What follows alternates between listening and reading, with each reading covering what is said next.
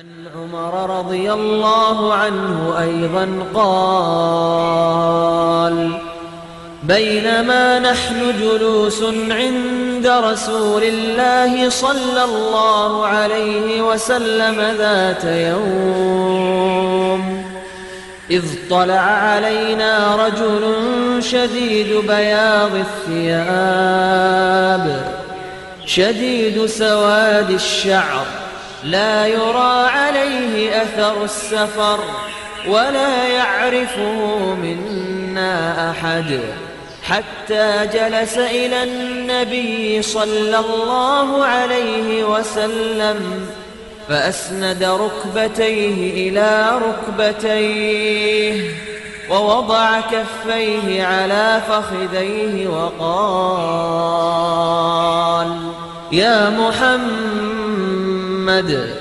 أخبرني عن الإسلام.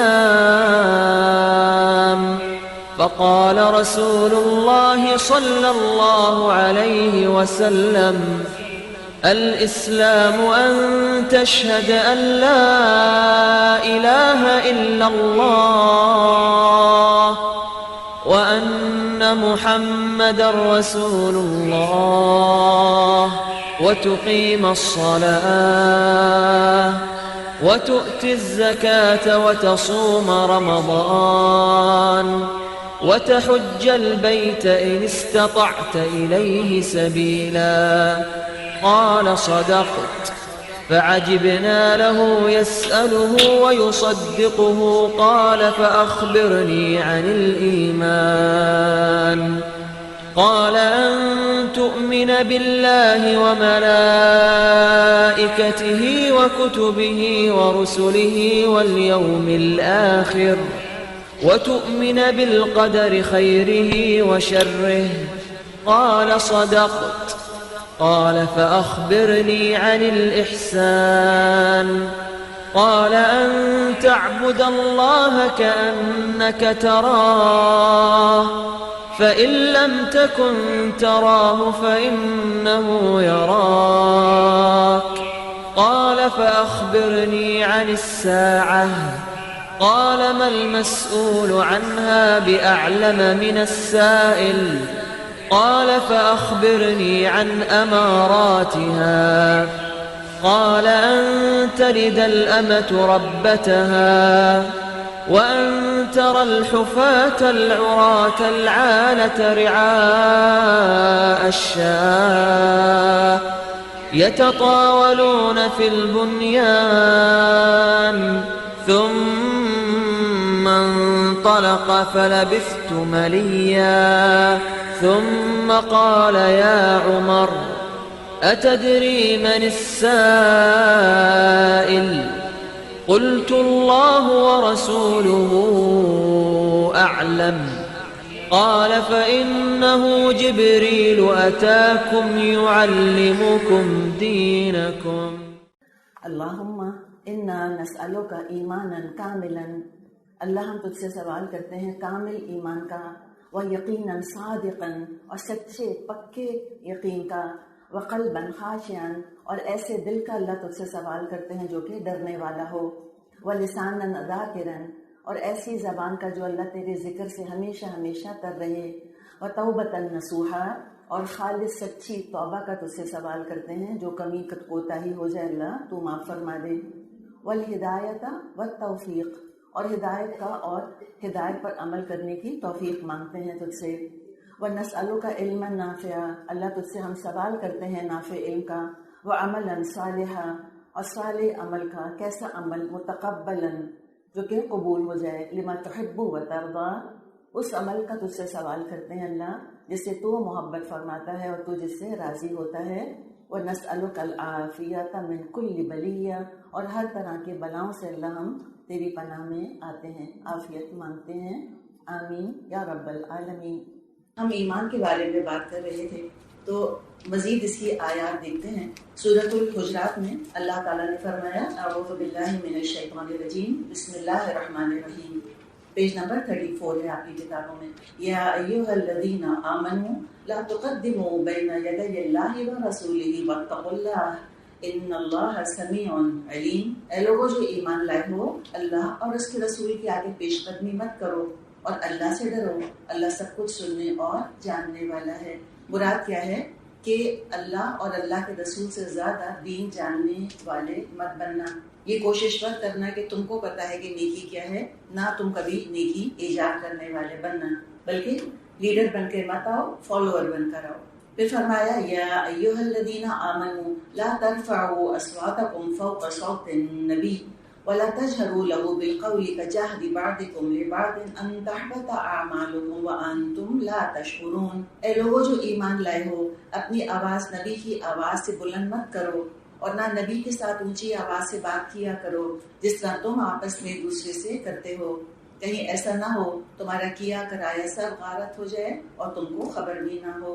یعنی رسول صلی اللہ علیہ وسلم کی حدیث کے مقابلے میں اپنی رائے مت پیش کرنا، یہ مت کہنا کہ اچھا اس وقت تو یہ ہوتا تھا لیکن میرا خیال ہے آج ایسا ہونا چاہیے، اور اس کی سزا اتنی بڑی بتائی ہے کہ اگر تم یہ رویہ اختیار کرو گے یا نبی کے ساتھ بے تکلفانہ انداز میں بات کرو گے تو ہو سکتا ہے تمہارے اعمال ہی حبط ہو جائیں اور تم کو اس کے بارے میں خبر بھی نہ ہونے پائے۔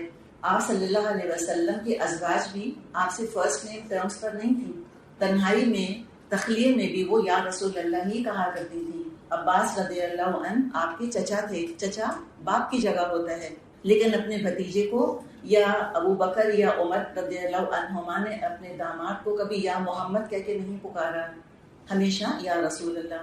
تو یہ بے تکلفانہ انداز، یہ چیز مناسب نہیں کہ اس انداز سے رسول صلی اللہ علیہ وسلم کا ذکر کیا جائے جیسے کہ ہم میں سے ہی کوئی ایک ہے، کہ وہ آمنہ کا دلارا آغت ہے، وہ راج دلارا آغت ہے، یہ طریقہ یہ زیب نہیں دیتا، اللہ تعالیٰ نے منع فرمایا ہے اسے۔ پھر فرمایا یا ایھا الذین آمنوا ان جاءکم فاسق بنبأ فتبینوا ان تصیبوا قوما بجہالۃ فتصبحوا علی ما فعلتم نادمین، اے لوگوں جو ایمان لائے ہو، اگر کوئی فاسق تمہارے پاس کوئی خبر لے کر آئے تو تحقیق کر لیا کرو، کہیں ایسا نہ ہو تم کسی گروہ کو نادانستہ نقصان پہنچا بیٹھو پھر اپنے کیے پر پشیمان ہو۔ یعنی افواہیں، رومرز نہیں ہونی چاہیے، سلینڈر نہیں ہونا چاہیے، گاسپ نہیں ہونی چاہیے۔ تو میرے اور آپ کے لیے تو بڑا سبق ہے، اس لیے کہ تو سوشل میڈیا کا دور ہے، ہر چیز کو سوچے سمجھے بغیر فارورڈ نہ کیا کریں، ہم تحقیق کریں کہ یہ حدیث ٹھیک ہے یا نہیں، یہ جو خبر دی جا رہی ہے ٹھیک ہے یا نہیں، اس کے بعد پھر آگے بات کریں۔ فرمایا وَاعْلَمُوا أَنَّ فِيكُمْ رَسُولَ اللَّهِ لَوْ يُطِيعُكُمْ فِي كَثِيرٍ مِّنَ الْأَمْرِ لَعَنِتُّمْ وَلَكِنَّ اللَّهَ حَبَّبَ إِلَيْكُمُ الْإِيمَانَ وَزَيَّنَهُ فِي قُلُوبِكُمْ وَكَرَّهَ إِلَيْكُمُ الْكُفْرَ وَالْفُسُوقَ وَالْعِصْيَانَ أُولَٰئِكَ هُمُ الرَّاشِدُونَ۔ خوب جان رکھو تمہارے درمیان اللہ کا رسول موجود ہے، اگر وہ بہت سے معاملات میں تمہاری بات مان لیا کرے تو تم خود ہی مشکلات میں مبتلا ہو جاؤ، لیکن اللہ نے تم کو ایمان کی محبت دی، اس کو تمہارے لیے دل پسند بنا دیا اور کفر اور فسق اور نافرمانی سے تم کو متنفر کر دیا۔ صحابہ کی تعریف ہے کہ اللہ تعالیٰ نے ایمان کو محبوب کر دیا ہے، دل کی زینت بنا دیا ہے اس کو۔ اللہ تعالیٰ ہم کو بھی ان لوگوں میں شامل فرمائے۔ فضلا من اللہ ونعما واللہ علیم حکیم، ایسے ہی لوگ اللہ کے فضل اور احسان سے راست رو ہیں اور اللہ علیم و حکیم ہے۔ تو بہت بڑا اللہ کا فضل ہے کہ ایمان محبت کا مرکز بن جائے، دل کی زینت بن جائے۔ پھر فرمایا وَإِن طَائِفَتَانِ مِنَ الْمُؤْمِنِينَ اقْتَتَلُوا فَأَصْلِحُوا بَيْنَهُمَا فَإِن بَغَتْ إِحْدَاهُمَا عَلَى الْأُخْرَى فَقَاتِلُوا الَّتِي تَبْغِي حَتَّى تَفِيءَ إِلَى أَمْرِ اللَّهِ فَإِن فَاءَتْ فَأَصْلِحُوا بَيْنَهُمَا بِالْعَدْلِ وَأَقْسِطُوا إِنَّ اللَّهَ يُحِبُّ الْمُقْسِطِينَ۔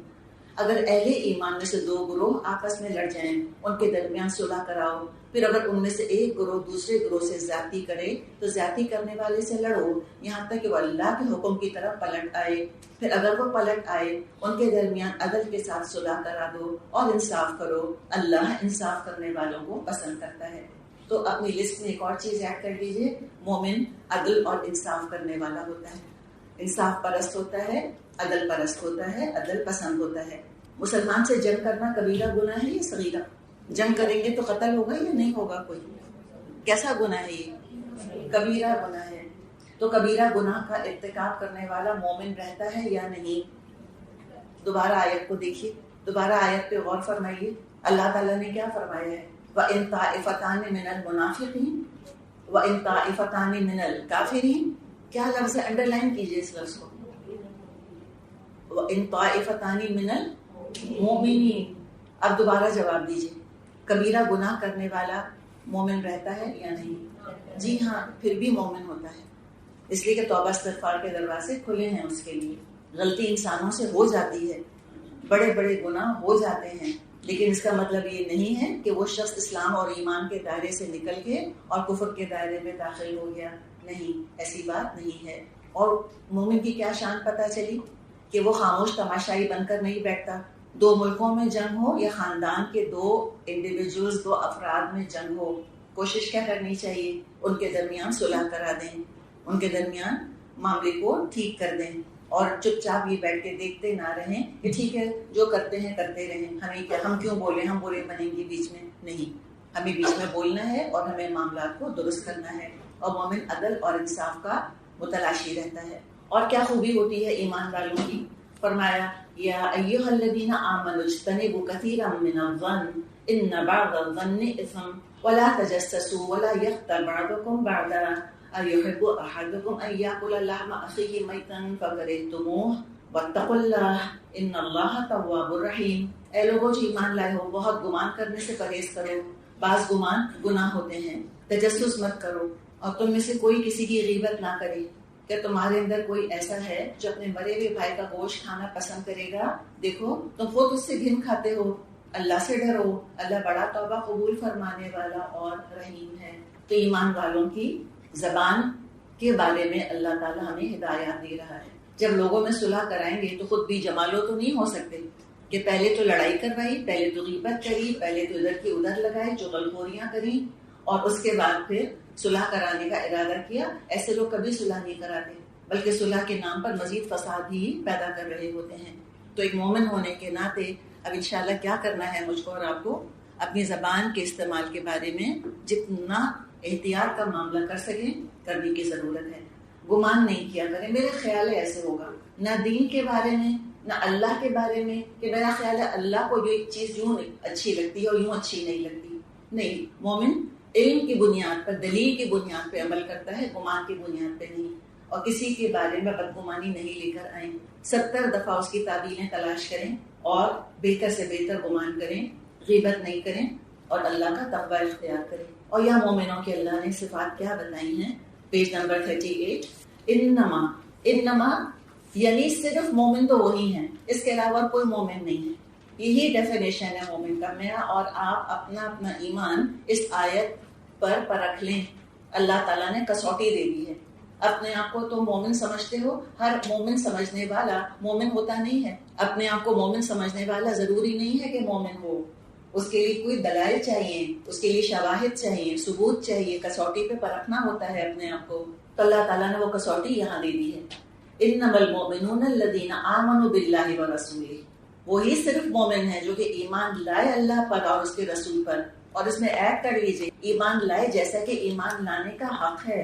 ثم لم یرتابوا، پھر کبھی شک میں نہیں پڑے، کبھی ان کو یہ خیال نہیں ہے واٹ اف اگر اللہ نہ ہو، واٹ اف اگر محمد اللہ کے رسول نہ ہو صلی اللہ علیہ وسلم. سوال ہی نہیں. جیسے یہ یقین ہے کہ میں زندہ ہوں، اسی طرح یقین، اس سے زیادہ یقین ہے کہ اللہ ہے اور اللہ کے رسول صلی اللہ علیہ وسلم اللہ کے سچے رسول ہیں. پھر کیا کیا؟ وجاہدوا، اور جہاد کیا، کوششیں کری. جہاد کیا ہے؟ کوشش کا، کوشش سے مقابلہ. لوگوں نے کافر بنانے کی، منافق بنانے کی، اللہ رسول کا نافرمان بنانے کی کوششیں کری. اور مومن نے کیا کیا کہ ان کوششوں کا اپنی کوشش سے مقابلہ کیا. 2 طرح کی کوشش ہوتی ہے. سامنے والا ایک کوشش کر رہا ہوتا ہے اور مومن 2 کوششیں کر رہا ہوتا ہے. ایک اپنے آپ کو مومن رکھنے کی اور دوسری اگلے کو مومن بنانے کی. بلکہ سمجھے کہ 3، اپنے آپ کو مومن رکھنے کی، اگلے کو مومن بنانے کی، اور ماحول کو سازگار بنانے کی کہ اس میں ایمان لانا آسان اور کفر کرنا مشکل ہو جائے. تو یہ ہے دراصل جہاد ان اے نٹ شیل. چاہے اس کے لیے قلم اٹھانا ہو، چاہے اس کے لیے تلوار اٹھانی ہو، یا کوئی اور طریقہ اختیار کرنا ہو، یہ سب چیزیں جدوجہد میں آتی ہیں. وجاہدوا، اور جہاد کیا انہوں نے، باموالہم وانفسہم فی سبیل اللہ، اپنی مالوں اور اپنی جانوں سے اللہ کی راہ میں. فرمایا اولئک ھم الصادقون، یہی سچے لوگ ہیں. اس کے علاوہ جس میں یہ خوبیاں نہیں ہیں اور پھر وہ ایمان کا دعویٰ کرتا ہے تو ذرا وہ اپنے ایمان کے دعوے کو اس کسوٹی پہ پرکھے، ہو سکتا ہے ایمان کا دعویٰ ہی غلط ثابت ہو جائے۔ سورہ حدید میں اللہ تعالیٰ فرماتا ہے ان المصدقین والمصدقات وأقرضوا الله قرضا حسنا يضاعف لهم ولهم أجر کریم۔ مردوں اور عورتوں میں سے جو لوگ صدقات دینے والے ہیں اور جنہوں نے اللہ کو قرض حسن دیا ہے ان کو یقیناً کئی گنا بڑھا کر دیا جائے گا اور ان کے لیے بہترین اجر ہے۔ والذین آمنوا باللہ ورسولہ اولئک هم الصدیقون والشہداء عند ربهم لهم اجرهم ونورهم والذین کفروا وکذبوا بآیاتنا اولئک اصحاب الجحیم۔ اور جو لوگ اللہ اور اس کے رسولوں پر ایمان لائے ہیں وہی اپنے رب کے نزدیک صدیق اور شہید ہیں، ان کے لیے ان کا اجر اور ان کا نور ہے، اور جن لوگوں نے کفر کیا ہے اور ہماری آیات کو جھٹلایا ہے وہ دوزخی ہیں۔ تو پتہ چلا ایمان والے کیا رتبے پائیں گے اللہ کے ہاں؟ صدیق اور شہید کا رتبہ پائیں گے۔ شہید یعنی گواہی دیں گے، تمام انسانیت پر گواہ بن کر کھڑے ہوں گے۔ کتنا بڑا آنر ہے جو ملے گا۔ تو اللہ سے دعا کرتے ہیں میں اور آپ کہ اللہ تعالیٰ ہم کو اس رتبے کے قابل بنا دے اور ہم اس کو سامنے رکھتے ہوئے ہم اپنے عمل کا جائزہ لیتے رہیں اور اپنا علم بڑھاتے رہیں، اور اللہ ہم کو صدیق بنا دے، سچا بنا دے۔ ان کے لیے اجر بھی ہوگا، نور بھی ہوگا۔ پیج نمبر 40 سورۃ المجادلہ۔ یا ایھا الذین آمنوا، اے لوگوں جو ایمان لائے ہو، اذا قیل لکم تفسحوا فی المجالس فافسحوا یفسح اللہ لکم وَإِذَا قِيلَ انشُزُوا فَانشُزُوا يَرْفَعِ اللَّهُ الَّذِينَ آمَنُوا مِنكُمْ وَالَّذِينَ أُوتُوا الْعِلْمَ دَرَجَاتٍ وَاللَّهُ بِمَا تَعْمَلُونَ خَبِيرٌ۔ اے لوگوں جو ایمان لائے ہو، جب تم سے کہا جائے اپنی مجلسوں میں کشادگی پیدا کرو تو جگہ کشادہ کر دیا کرو، اللہ تمہیں کشادگی بخشے گا۔ اور جب تم سے کہا جائے اٹھ جاؤ تو اٹھ جایا کرو۔ تم میں سے جو لوگ ایمان رکھنے والے ہیں اور جن کو علم بخشا گیا ہے اللہ ان کو بلند درجے عطا فرمائے گا، اور جو کچھ تم کرتے ہو اللہ کو اس کی خبر ہے۔ تو قیامت کے دن اعلیٰ درجہ ایمان کی بنیاد پر ہوں گے۔ جتنے اعلیٰ درجے کا ایمان اتنی اعلیٰ درجے کی جنت، اور ایمان کو علم کے ساتھ جوڑ دیا گیا ہے۔ اگر کوئی کہتا ہے کہ میں مومن ہوں اور اس نے کبھی قرآن حدیث کا علم نہیں حاصل کیا، نہ کبھی سنجیدگی سے اپنی زندگی میں کوالٹی ٹائم نکالا قرآن سمجھنے کے لیے، اس کا دعویٰ اللہ کے ہاں معتبر نہیں ہے۔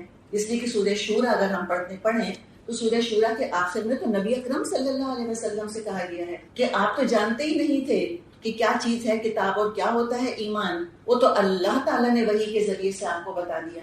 تو جب اللہ کے رسول ایمان کی دولت حاصل نہیں کر سکتے تھے تو میں اور آپ ہماری کیا حیثیت ہے؟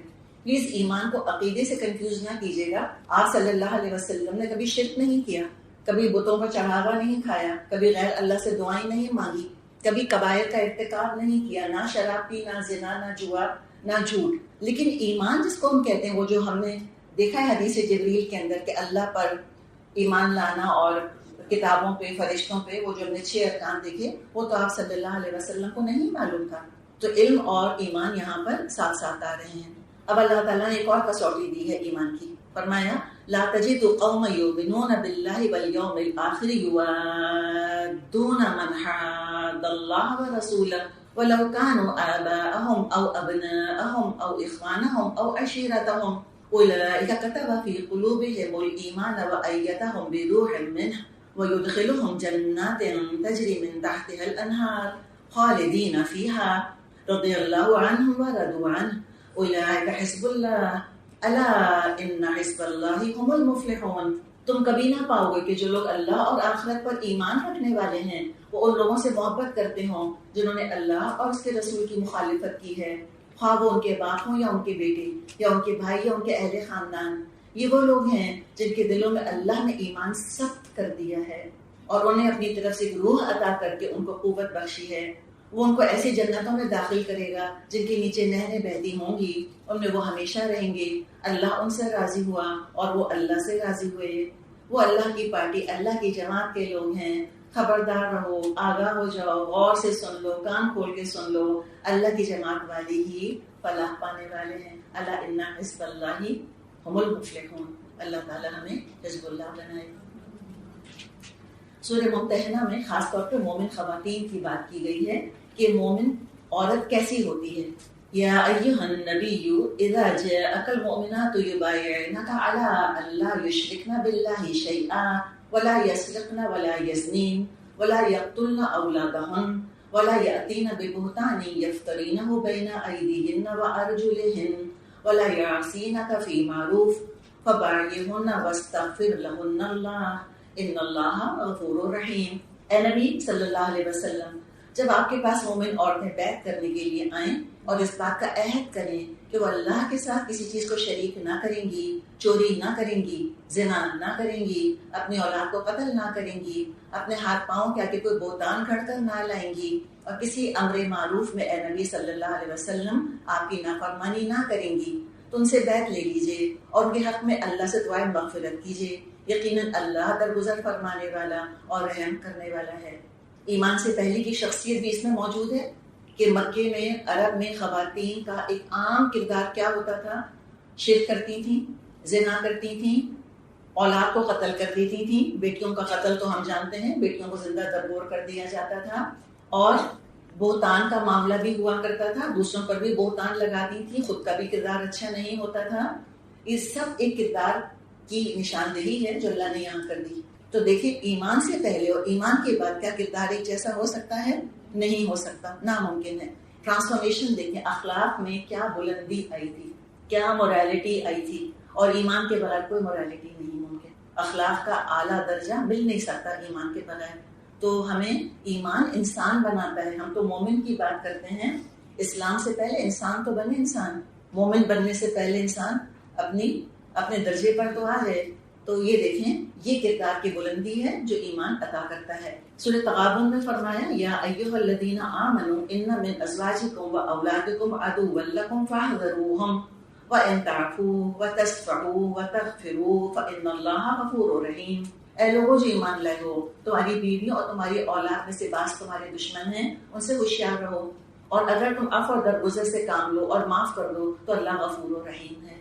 تو مومن کی شان کیا بتائی کہ گھر والوں میں محتاط زندگی گزارتا ہے، اپنائیت کے نام پر اپنوں میں بیٹھ کے یہ بعض دفعہ غیبتیں ہوتی ہیں، بہتان ترازیاں ہوتی ہیں، اپنوں کو راضی کرنے کے لیے، ان کی محبت قائم رکھنے کے لیے ہی اللہ کی نافرمانی ہو رہی ہوتی ہے۔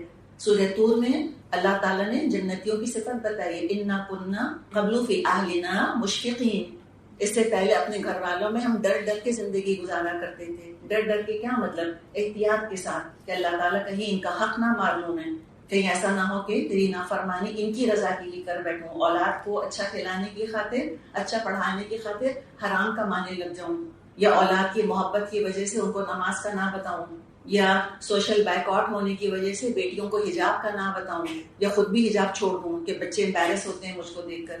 نہیں، اس کا مطلب کیا ہوا؟ آگے اللہ نے لکھ دیا کیا، انما اموالکم واولادکم فتنہ واللہ عندہ اجر عظیم، تمہارے مال اور تمہاری اولاد تو ایک آزمائش ہے، اور اللہ ہی ہے جس کے پاس بڑا اجر ہے۔ بتا دیا اللہ تعالیٰ نے کہ ان دو چیزوں کے بارے میں مومن بڑا ہی محتاط ہوتا ہے، مال کے بارے میں اور اولاد کے بارے میں۔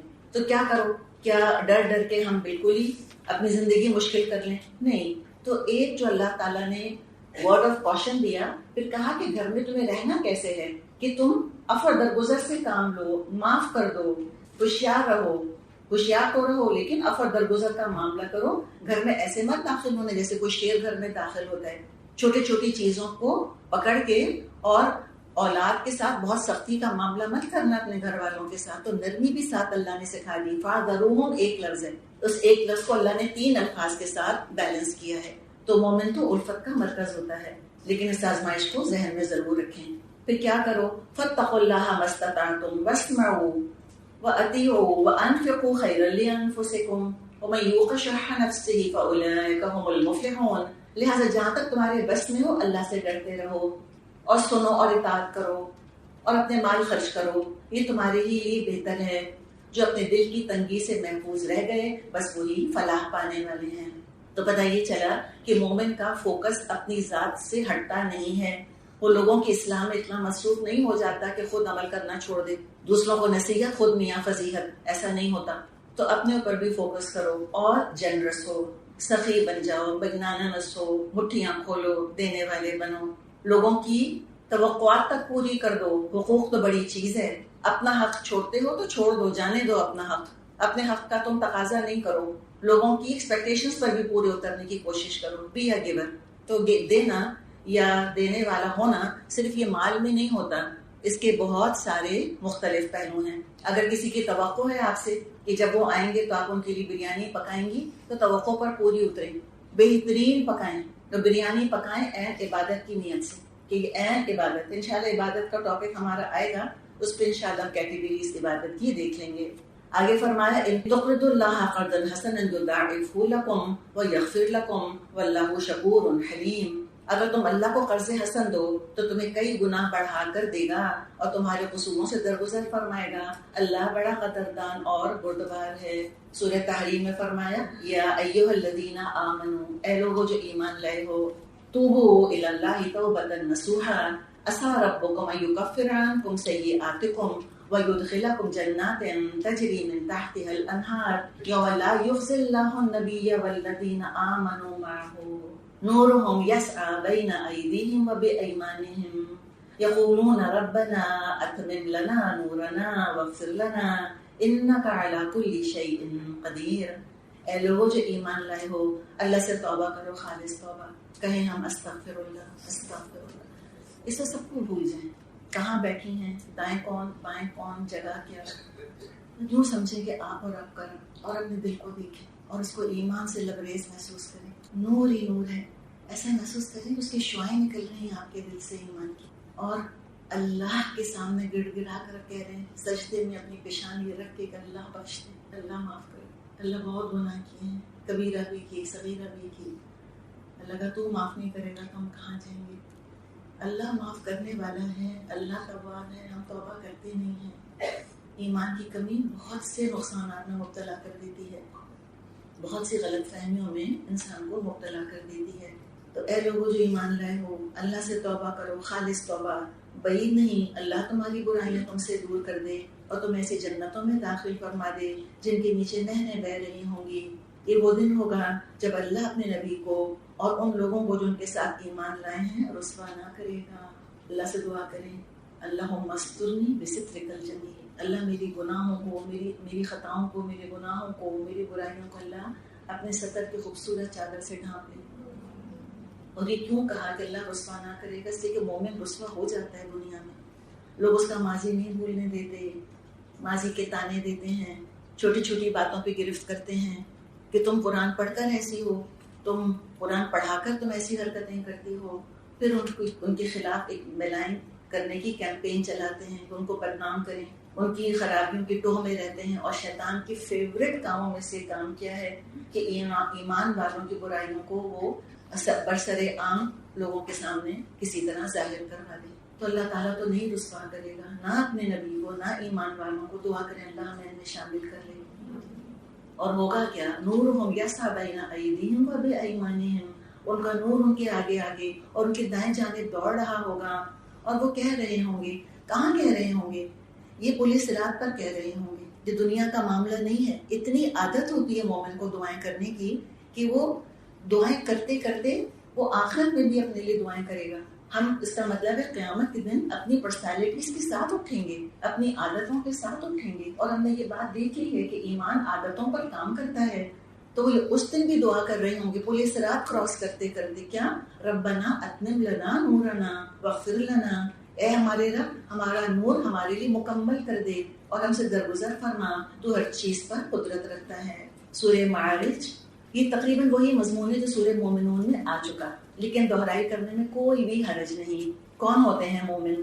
الذین هم علی صلاتهم دائمون والذین فی اموالهم حق معلوم للسائل والمحروم والذین یصدقون بیوم الدین والذین هم من عذاب ربهم مشفقون ان عذاب ربهم غیر مأمون. جو ہمیشہ اپنی نماز کی پابندی کرتے ہیں، جن کے مالوں میں ایک حق مقرر ہے سائل اور محروم کا، جو روز جزا کو برحق مانتے ہیں، جو روز جزا کو برحق مانتے ہیں، اس میں بھی ایڈ کریں، ایسا مانتے ہیں جیسے کہ ماننے کا حق ہے. اس وقت اگر موت آ جاتی ہے میری یا آپ کی، اور آنی تو ہے، ہم کتنا بھی کہیں اللہ نہ کرے اللہ نہ کرے، مرے ہمارے دشمن، یہ دشمن بھی مریں گے اور جن سے دشمنی کی ہے وہ بھی مریں گے. کل نفس ذائقۃ الموت. اینڈ اس وقت اگر موت آ جاتی ہے تو کیا ہم آخرت کی تصدیق کرتے ہوئے مریں گے؟ تبھی تو یہاں بیٹھے ہیں میں اور آپ، ورنہ ضرورت کیا تھی ہم کو یہاں آنے کی؟ اگر اس کام کا کوئی فائدہ نہ ہوتا تو مصروفیتوں کی کچھ کمی تو نہیں ہے. عیش و عشرت کی کمی تو نہیں ہے. تو یہ ہمارا آنا اس بات کی اللہ کرے گواہی بنے کہ جی الذین یصدقون بیوم الدین، ہم نے تصدیق کی ہے یوم الدین کی، ایسا ماننا ہے اس کو جیسا کہ ماننے کا حق ہے. جو لوگ اپنے رب کے عذاب سے ڈرتے ہیں کیونکہ ان کے رب کا عذاب ایسی چیز نہیں ہے جس سے کوئی بے خوف ہو. والذین هم لفروجهم حافظون الا على ازواجهم او ما ملكت ايمانهم فانهم غير ملومين ومن ابتغى وراء ذلك فاولئك هم العادون. جو لوگ اپنی شرمگاہوں کی حفاظت کرتے ہیں بجز اپنی بیویوں یا اپنی مملوکہ عورتوں کے، جیسے محفوظ نہ رکھنے میں ان پر کوئی ملامت نہیں، البتہ جو اس کے علاوہ کچھ اور چاہیں وہی حد سے تجاوز کرنے والے ہیں. والذین هم لأماناتهم وعهدهم راعون والذین هم بشهاداتهم قائمون والذین هم على صلاتهم يحافظون اولئک فی جنات مکرمون. جو اپنی امانتوں کی حفاظت اور اپنے عہد کا پاس کرتے ہیں، جو اپنی گواہیوں میں راست بازی پر قائم رہتے ہیں اور جو اپنی نماز کی حفاظت کرتے ہیں، یہ لوگ عزت کے ساتھ جنت کے باغوں میں رہیں گے. ہمیں ہو سکتا ہے محسوس ہو کہ جنت کا اتنا ریپیٹیٹیولی ذکر آخر کیوں آ رہا ہے. ایک سروے کر لیں، اپنی ذات سے شروع کریں اور خود اپنی نمازوں کو دیکھیں. آن ٹائم ایوری ٹائم ہے نمبر 1. کم ہی لوگ ملیں گے آپ کو جو نماز پڑھتے ہیں، اور کم ہی ملیں گے نمازیوں میں جو کہ فجر کی بھی نماز پڑھتے ہیں، جن کی کوئی نماز قضا نہیں ہوتی نہ لیٹ ہوتی ہے. یحافظون، جن کا وضو بالکل درست ہوتا ہے، اوقات کی، ارکان کی، وضو کی، خشوع کی، ہر چیز کی حفاظت کرتے ہیں. تو خود ہمیں احساس ہوگا کہ جو تکرار اللہ تعالیٰ نے ایمان کے ساتھ نماز کی رکھی ہے اس میں ذرا بھی مبالغہ نہیں ہے. اور اپنے ارد گرد ایک نظر ڈالیں، کتنے مسلمان 5 وقت کی نماز پڑھتے ہیں، بلکہ کتنے مسلمان نماز ہی پڑھتے ہیں 5 دن میں. بعض دفعہ صرف جمعے کی پڑھتے ہیں، بعض صرف عید کی پڑھتے ہیں. یہ بھی غنیمت ہے، یہ بھی غنیمت ہے. انکار تو نہیں کر رہے، ان کے لیے ضرور دعا کریں، ان پہ محنت کریں کہ وہ آگے مزید نمازی ہو جائیں. اس لیے کہ جہنم میں جانے والوں سے جب پوچھا جائے گا کہ ما سلککم فی سقر، کیا چیز تم کو جہنم میں سقر کے اندر لے آئی، پہلی چیز جو کہیں گے لم نکو من المصلین، ہم نمازیوں میں سے نہیں تھے. تو اپنی دعاؤں میں یہ دعا شامل کر لیں کہ اللہ میری 7 پشتوں کو نمازی بنا دے، اور اللہ میری نماز کیسی بنا دے، قبول ہونے والی. ہم نے وہ دعا دیکھی تھی نا نبی اکرم صلی اللہ علیہ وسلم کی، اللہم انی اعوذ بک من صلاۃ لا تنفع، اللہ میں تیری پناہ میں آتا ہوں ایسی نماز سے جو کہ نفع نہ دے. تو ایک خلاصہ کر لیتے ہیں ایمان کے پھل کا. پہلے بھی کر چکے، ایک دفعہ ریپیٹیشن کر لیتے ہیں، اس کا دوہرا لیتے ہیں. زوال خوف اور حزن ایمان کا پھل ہے، یعنی صابر اور شاکر ہوتا ہے انسان، مثبت سوچ رکھنے والا، دل میں نرمی اور رحم. پھر موت کے بعد کے مراحل آسان سے آسان، موت کے ذکر سے مسکراہٹ آ جائے. یہ ہے دراصل قید سے چھٹے. الدنیا سجن المؤمن، یہ بھی حدیث لکھ لیں. الدنیا سجن المؤمن، دنیا تو مومن کے لیے قید خانہ ہے. وہ جنت الکافر، اور کافر کے لیے جنت ہے. جو چاہتا ہے کھاتا ہے، جو چاہتا ہے بولتا ہے، جو چاہتا ہے پہنتا ہے، کوئی قدر نہیں، کوئی پابندی نہیں. تو مومن کو تو قید سے آزادی ملی، اس جان سے، اس جسم سے آزادی ملی. اب آگے کے مراحل آسان. پھر جنت کے بلند درجات ملیں گے. اعمال میں وزن ایمان کے حساب سے ہوگا. پل صراط پر نور ملے گا. ابھی ہم نے نور کا ذکر الحمدللہ پڑھا. اور ایمان دراصل کیا ہے؟ اللہ کا تحفہ. ہم نے سورہ فتح کی وہ آیات پڑھی تھی، سورہ حجرات کی بھی، کہ اللہ نے ایمان تمہارے دلوں پہ ثبت کر دیا، تمہارے دلوں پہ اس کو زینت بنا دیا. اللہ ہمارے دل ایسے کر دے. اللہ کا علیم بذات صدور ہے. اللہ تعالیٰ دلوں کی کیفیت کو دیکھتا ہے. کون سا دل ہے جو کہ چاہتا ہے اللہ کی محبت؟ چاہت ہے تو مل جائے گا، اور چاہت ہی نہیں ہے تو اللہ زبردستی تو نہیں دیتا. اللہ کی محبت اتنی قیمتی چیز ہے، ایمان اتنی قیمتی چیز ہے کہ یہ مانگے بغیر نہیں ملتی. ورنہ قارون کی دولت اور فرعون جیسی حکومت بن مانگے اللہ تعالیٰ دے دیتا ہے. زندگی اور موت کے بعد بھی مومن دوسروں کے لیے فائدہ مند ہوتا ہے. مومن ہی کو نفاق کا خوف ہوتا ہے، اس کو ایمان جانے کا خوف ہوتا ہے. اور تمام مومنوں کی دعاؤں اور ابراہیم اور نوح علیہ السلام کی دعاؤں کا مستحق بنتا ہے. کب دعا مانگی تھی نوح علیہ السلام نے، اور کب دعا مانگی تھی ابراہیم علیہ السلام نے؟ رب اغفر لی ولوالدی وللمؤمنین یوم یقوم الحساب. اللہ مجھے بخش دے، میرے والدین کو بخش دے، تمام مومنوں کو بخش دے جس دن کے حساب قائم ہوگا، یعنی قیامت کے دن. تو ہم تو اس دعا کا الحمدللہ حصہ بن جاتے ہیں، پارٹ آف دیٹ دعا بن جاتے ہیں. اور پھل یہ ہے کہ نبی اکرم صلی اللہ علیہ وسلم کی شفاعت ملے گی. تو الحمدللہ ہم نے اپنی طرف سے کوشش کی کہ جتنی بھی ایمان کی شاخیں ہیں ان پر ہم کم از کم 2 منٹ لگا لیں، ان کے بارے میں بات کر لیں. اور شاخ سے تصور درخت کا آتا ہے. اللہ تعالیٰ نے سورہ ابراہیم میں آیت نمبر 24-25 میں یہ مضمون بیان کیا ہے کہ الم ترى کیف ضرب اللہ مثلا کلمۃ طیبۃ کشجرۃ طیبہ اصلها ثابت وفرعها في السماء تؤتي اکلها كل حين بإذن ربها ويضرب الله الامثال للناس لعلهم يتذكرون. کیا تم دیکھتے نہیں اللہ نے کلمہ طیبہ کی مثال کیسے بیان کی ہے؟ اس کا مقابلہ کیا ہے شجر طیبہ سے، پاکیزہ درخت سے. اس کی جڑ مضبوط ہے اور شاخیں آسمان سے باتیں کر رہی ہیں. وہ ہر موسم میں پھل لے کر آتا ہے اپنے رب کی اجازت سے. اللہ لوگوں کے لیے اسی طرح مثالیں بیان کرتا ہے تاکہ وہ سبق حاصل کریں، وہ غور و فکر کریں. عباس رضی اللہ عنہ سے روایت ہے، آپ صلی اللہ علیہ وسلم نے فرمایا ذاق طعم الایمان، اس نے ایمان کا مزہ چکھ لیا. تو جیسے کھانے کا مزہ ہوتا ہے ایسے ایمان کا مزہ ہوتا ہے، ایمان کا ٹیسٹ ہے. کھانے کا مزہ تو زبان چکھتی ہے، ایمان کا مزہ دل چکھتا ہے. دل کے اندر بھی حساسیت ہے، دل کے اندر بھی یہ چیز ایک صلاحیت موجود ہے کہ وہ گناہوں کی کڑواہٹ اور غلاظت کو محسوس کرے اور ایمان کی مٹھاس اور پاکیزگی کو محسوس کرے. تو قلب سلیم کی بہت دعا کرنی چاہیے ہمیں. تو ذاق طعم الایمان، چکھ لیا ایمان کا مزہ. کس نے؟ من رضی باللہ ربا، جو راضی ہو گیا اس بات پہ کہ اللہ میرا رب ہے، اس کی شریعت کو بے چونو چرا قبول کر لیا، نہ دائیں نہ بائیں، بلکہ اللہ نے فرما دیا میں راضی ہوں. جو اللہ نے شریعت بنا دی میں راضی ہوں، جو اللہ نے تقدیر بنا دی میں راضی ہوں. میں اللہ سے لڑوں گی نہیں، وائی می میرے ساتھ ایسے کیوں ہوا، نہیں. تو من رضی باللہ ربا وبالاسلام دینا وبمحمد رسولا، تو ایمان کا ذائقہ چکھ لیا جو اللہ کے رب ہونے پر راضی ہو گیا، اسلام کے دین ہونے پر راضی ہو گیا اور محمد صلی اللہ علیہ وسلم کے رسول ہونے پر راضی ہے. یہ مسلم میں حدیث موجود ہے. ایک اور حدیث ہے متفق علیہ، بخاری اور مسلم دونوں میں ہے. آپ صلی اللہ علیہ وسلم نے فرمایا ثلاث، تین اعمال من کن فیہ، جس میں جو یہ تین عمل کرے گا یا جس میں یہ تین خوبیاں موجود ہوں گی، وجد حلاوت الایمان، اس نے ایمان کی مٹھاس پالی. پہلی حدیث نے کیا تھا؟ ذاق طعم الایمان، اس نے ایمان کا مزہ چکھ لیا. اور یہاں پر کیا ہے؟ وجد حلاوت الایمان، اس نے ایمان کی مٹھاس پالی. شوگر ایڈکشن سنا ہے نا ہم نے، شوگر ہائی. ہاں، تو یہ ایمان بھی ایڈکٹیو ہے، اس کے بغیر لگتا ہے دل بند ہو جائے گا. اگر کچھ دیر انسان بغیر ایمان کے گناہوں میں گزار لیتا ہے تو لگتا ہے کہ جیسے بس قیامت ہی کھڑی ہے سر. اور یہ نشانی ہے مومن کی، چھوٹا سا بھی گناہ کرتا ہے اس کو لگتا ہے کہ جیسے کہ پہاڑ کے نیچے بیٹھا ہوا ہے اور پہاڑ گرنے والا ہے اس کے اوپر. اور منافق کا معاملہ یہ ہوتا ہے کہ گناہ کر کے لگتا ہے کہ ناک پر مکھی بیٹھی تھی بس اس نے اڑا دی، کوئی خاص اثر نہیں ہوتا اس کے اوپر. تو گناہ کر کے اس کو شدت کے ساتھ محسوس کرنا بھی ایمان کی علامتوں میں سے ایک علامت ہے. تو آپ نے فرمایا کہ تین جس میں خوبیاں ہیں، وجد حلاوت الایمان، اس نے ایمان کی مٹھاس پالی. کیا؟ ایکون اللہ ورسولہ احب الیہ مما سواہما، کہ اللہ اور اس کا رسول سب سے زیادہ محبوب ہو جائیں تمام دوسری چیزوں کے مقابلے میں، تمام رشتوں کے مقابلے میں، تمام محبتوں کے مقابلے میں سب سے زیادہ محبوب کون ہو جائے؟ اللہ اور اللہ کا رسول.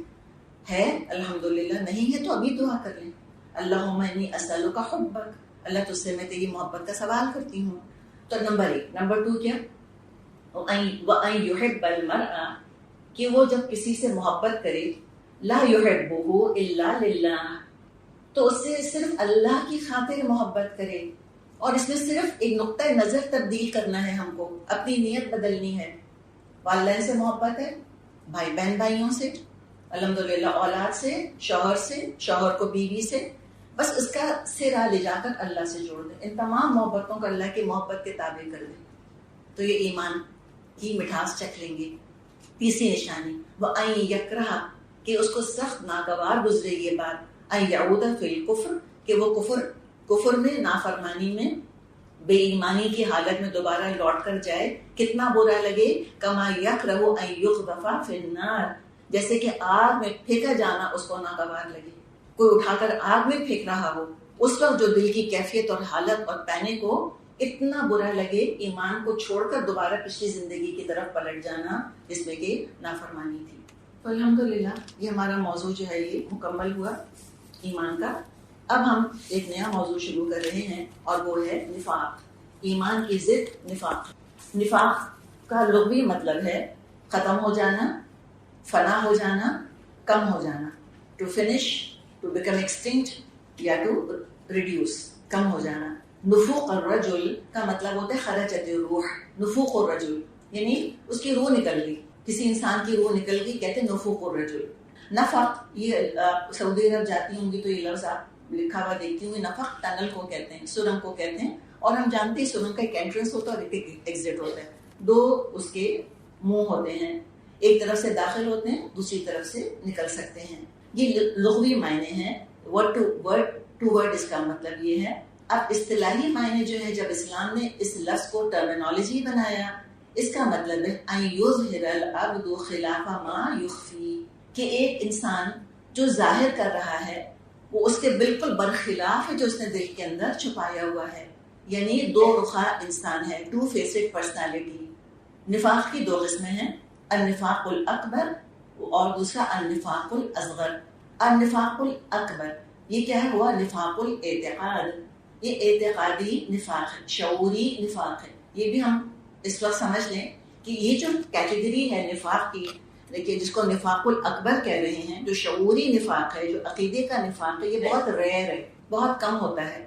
مثال آپ کو بتاؤں، مثال کے طور پہ کوئی مسلمان یا کوئی اسلامی ریاست ہے، اسلامی حکومت ہے، اور کفار جو ہیں وہ جاسوسی کے لیے کسی کو بھیجنا چاہتے ہیں، اور وہ اس شخص کا حال حلیہ بالکل ایک مسلمان مرد جیسا بناتے ہیں، اور اس کو قرآن سکھاتے ہیں اور نماز سکھاتے ہیں، اور اس کو مسجد کا امام کہیں مقرر کروا دیتے ہیں.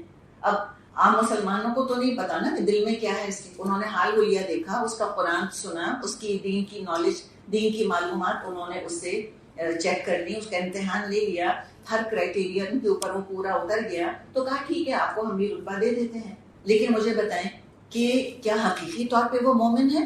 نہیں، دل میں اس کے صریح کفر ہے. وہ صرف جاسوسی کے لیے آیا ہے، صرف نقصان پہنچانے کے لیے آیا ہے. اگر وہ مر جاتا ہے اس حالت میں تو مسلمان کا نماز جنازہ پڑھائیں گے؟ بالکل پڑھائیں گے.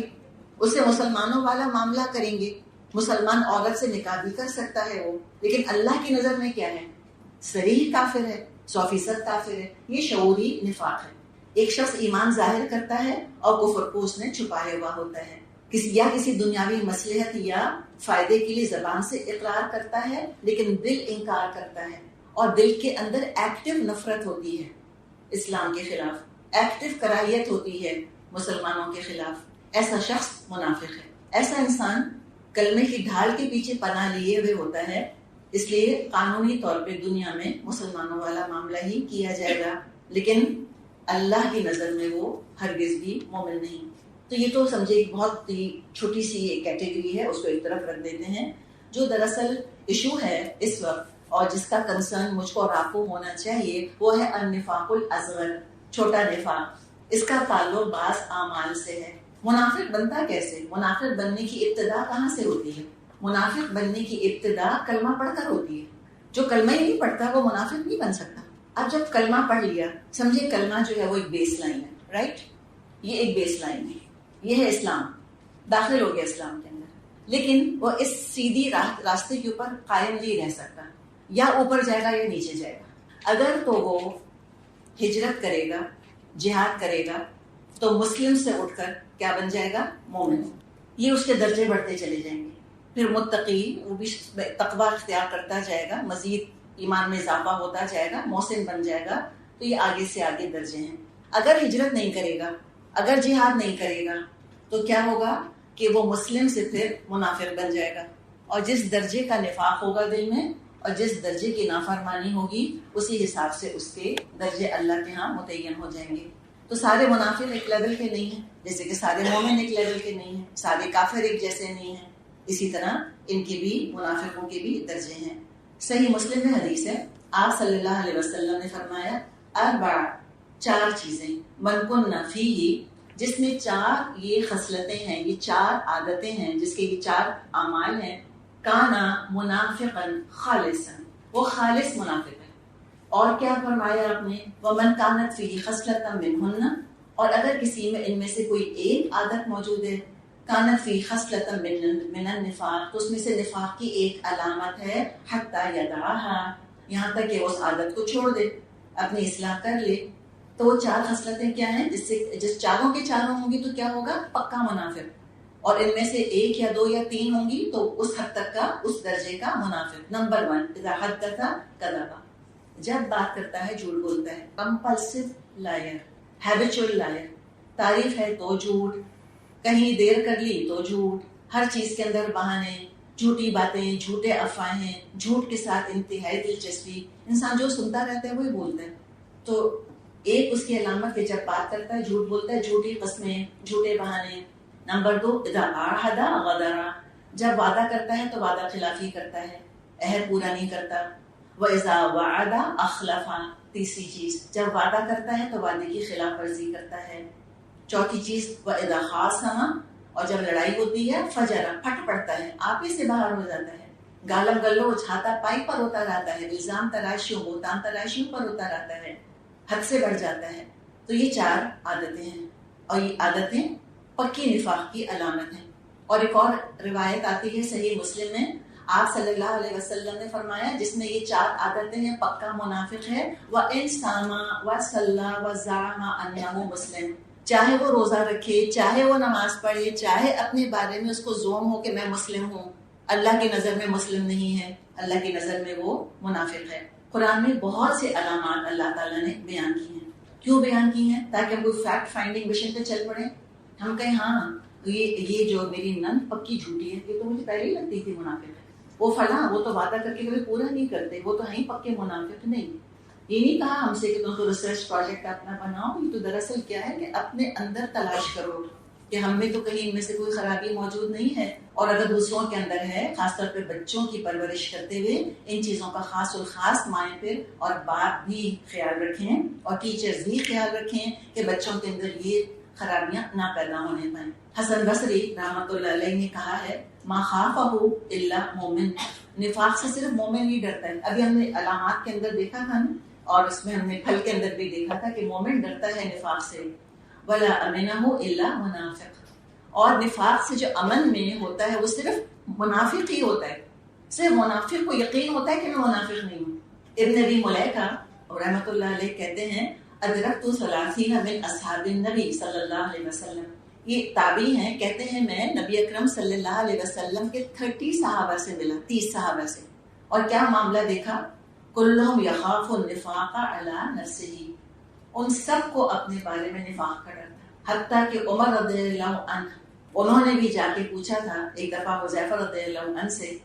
حضرت حذیفہ کو اللہ تعالیٰ نے کہ نبی نے کچھ منافقوں کے نام بتا دیے تھے اور کہا تھا حذیفہ کسی کو نہیں بتانا. ان کو صاحب السر النبی کہا جاتا تھا، نبی صلی اللہ علیہ وسلم کے راز کے مالک. جب عمر رضی اللہ عنہ خلیفہ بنے تو گئے ایک دن حذیفہ کے پاس، کہا حذیفہ تو میں اللہ کی قسم دیتا ہوں ایک بات مجھ کو بتاؤ. انہوں نے پوچھا کیا؟ کہا یہ بتاؤ کہ اللہ کے رسول صلی اللہ علیہ وسلم نے تم کو جو منافقوں کے نام بتائے تھے کیا میرا نام تو نہیں تھا ان کے اندر؟ حذیفہ نے کہا کہ نہیں، آپ کا نام نہیں تھا، لیکن میں آگے اور کسی کو نہیں بتاؤں گا. جو کنفرمیشن بائی ایلیمینیشن ہو جائے گا نا، سب آ کے پوچھتے رہیں گے مجھ سے. تو یہ مومن کا معاملہ ہوتا ہے، اتنا وہ ڈرتا ہے نفاق سے. تو یہ معاملہ ہے نفاق کا. تو اب ذرا علامات ہم دیکھتے ہیں قرآن اور حدیث میں کیا کیا بیان ہوئی ہیں. 4 تو ہم نے دیکھی جو حدیث میں بیان ہوئی ہیں. پھر اگلی دیکھتے ہیں 5ویں. منافق کو یہ امید ہوتی ہے اور توقع ہوتی ہے، وہ ہوپ کر رہا ہوتا ہے، وہ چاہ رہا ہوتا ہے کہ اللہ مومنوں کی مدد نہیں کرے گا، اور یہ سوچ کر اس کو بہت خوشی ہوتی ہے. نہ اللہ سے حسن ظن ہوتا ہے منافق کو، اور نہ مومنوں سے وفاداری اور خیر خواہی ہوتی ہے. پھر ایک اور صفت، برائیوں کا حکم دیتے ہیں اور نیکیوں کی حوصلہ شکنی کرتے ہیں. گناہوں کا ماحول بنانا چاہتے ہیں اور نیکیوں کو ڈسکریج کرتے ہیں. برائیوں کو انکریج کریں گے اور نیکیوں کو ڈسکریج کریں گے. اللہ تعالیٰ نے فرمایا ہے المنافقون والمنافقات بعضهم من بعض یأمرون بالمنکر وینہون عن المعروف. منافق مرد اور منافق عورتیں ایک دوسرے ہی میں سے ہیں، ایک ہی تھیلی کے چٹے بٹے ہیں. Birds of a feather flock together. یہ برائی کا حکم دیتے ہیں، برائی کے مشورے دیتے ہیں، اور یہ اچھے کاموں سے منع کرتے ہیں، روکتے ہیں. منافق فسادی ہوتا ہے، فساد پھیلاتے ہیں، خرابیاں پھیلاتے ہیں اور دعویٰ کرتے ہیں کہ ہم تو اصلاح کر رہے ہیں، بہتری کر رہے ہیں. اللہ تعالیٰ فرماتا ہے سورہ بقرہ میں وَإِذَا قِيلَ لَهُمْ، جب ان منافقوں سے کہا جاتا ہے لا تفسدوا فی الارض، فساد مت مچاؤ، چاہے وہ اخلاقی فساد ہو یا وہ کوئی ماحولیاتی فساد ہو، چاہے وہ انوائرمنٹل پولوشن ہو یا مورل پولوشن ہو یا کوئی آئیڈیولوجیکل پولوشن ہو. لا تفسدوا فی الارض قالوا، کہتے ہیں انما نحن مسلمون، کہتے ہیں ہم تو اصلاح کرنے والے ہیں.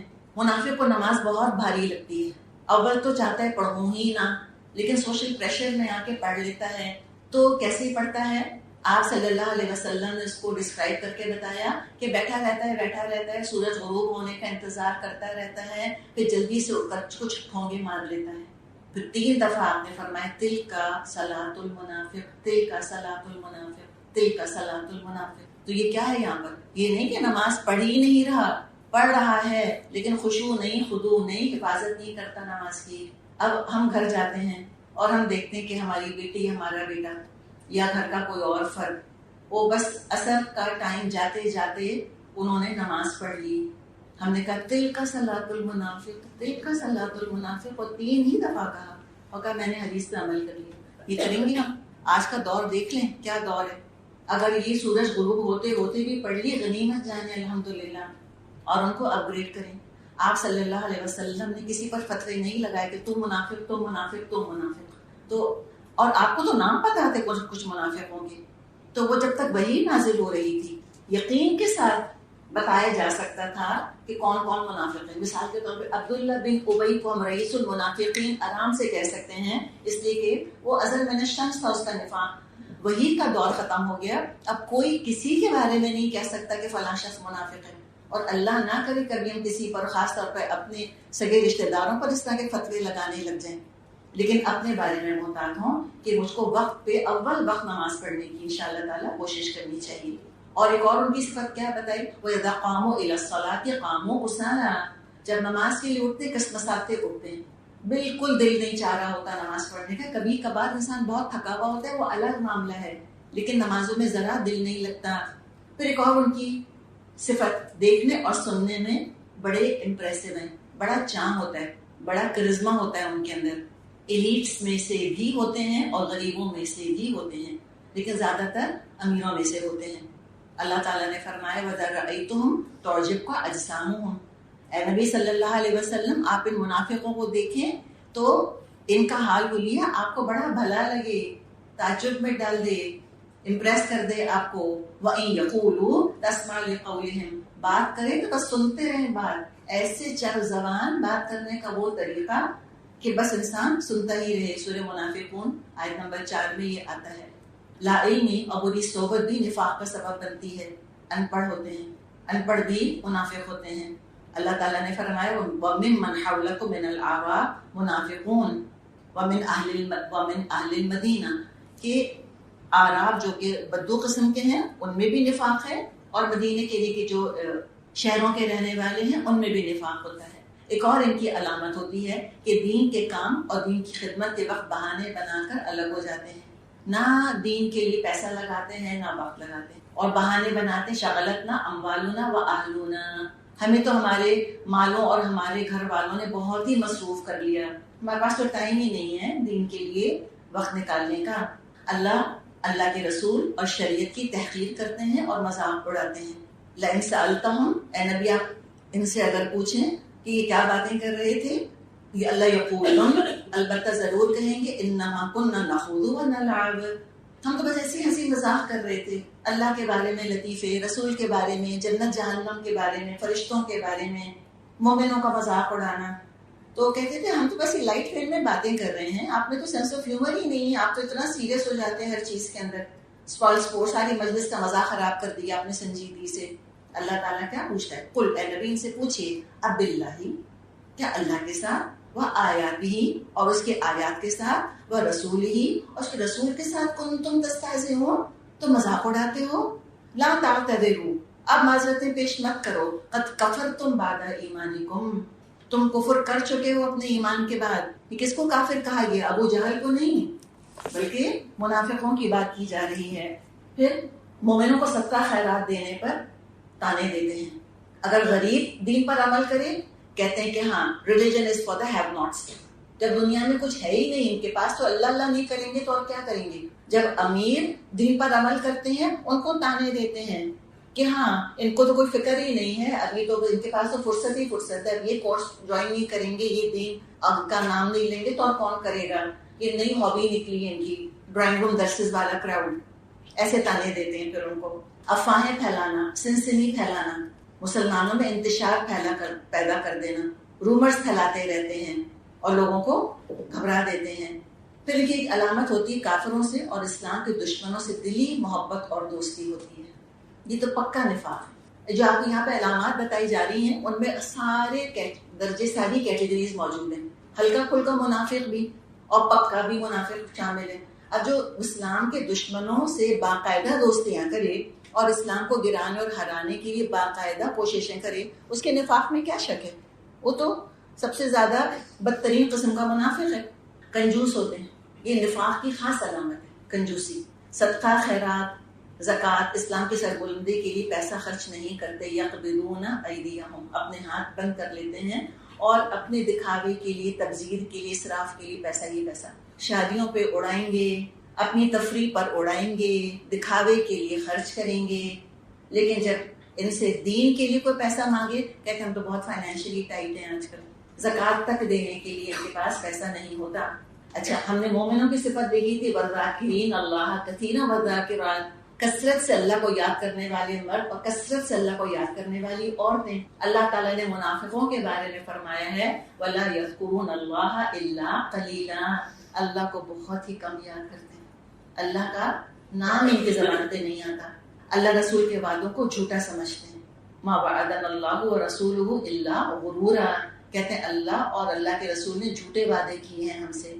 اچھا، باتیں بڑی چکنی چپڑی، ابھی ہم نے بات کی تھی، بڑے خوش آمدید ہوتے ہیں، منہ پر تو وہ تعریفیں کریں گے، وہ اپنی وفاداریوں کو یقین دلائیں گے کہ جی حاضر، آپ بس خدمت کا موقع تو دیں، لبیک کہیں گے ہم. جیسے بھی آپ کو وہ آیت سنائی تھی سورہ منافقون کی. ایک حدیث ہے، آپ صلی اللہ علیہ وسلم نے فرمایا ان ابغضکم الیہ، سب سے زیادہ مبغوض تم میں سے میرے نزدیک، وَأَبْعَدَكُمْ مِنِّي فِي الْآخِرَةِ، اور سب سے دور تم میں سے مجھ سے قیامت کے دن کون ہے؟ أَسْوَأُكُمْ أَخْلَاقًا، اس کے اخلاق سب سے بری، غصہ، بدتمیزی، تحقیر وغیرہ وغیرہ. اور پھر آپ نے ڈیفائن کیا 3 الفاظ میں کہ بدترین اخلاق کیا ہے. نمبر 1 الثرثارون. ثرثارون کیا ہے؟ تر تر تر تر بولتے چلے جانا، بے تحاشا بولنا، اس کا مذاق، اس پر بہتان، جھوٹ بول دیا، فحش گفتگو کر لی، بیڈ روم کی باتیں ڈسکس کر لی، لطیفے سنا دیے، جھوٹی جھوٹی باتیں اس کے اندر، بس بولے جا رہے ہیں، بے تکان بولنا. اور ہمارے مجھے بتائیں بے تحاشا بولنا کس بات کی دلیل سمجھی جاتی ہے؟ ہم کہتے ہیں بڑی محفل کے اندر رونق لگانے والے لوگ ہیں، ان کو تو ضروری بلاؤ.